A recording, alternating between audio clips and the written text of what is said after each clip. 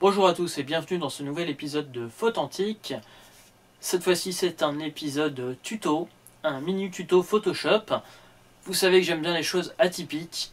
Et bien cette fois-ci on va parler comment faire pour avoir une image sur Photoshop et fixer toute notre image pour voir le résultat final dans une autre forme que le rectangle.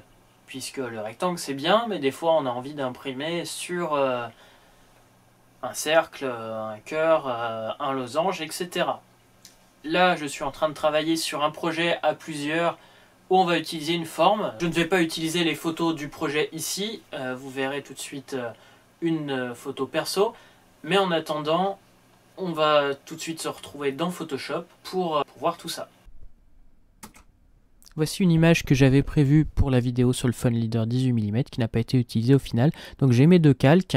Je vais ensuite aller sur l'outil forme. Sur l'outil forme, donc je vais faire n'importe quelle forme. Ici, je veux mettre mon image dans une forme ronde. Donc j'ai créé ma forme. Donc mon nouveau calque vectoriel est tout de suite créé. Je vais le placer sous mes calques que je vais être affiché dans le rond et je vais créer ensuite deux masques d'écrêtage, donc sous chaque calque.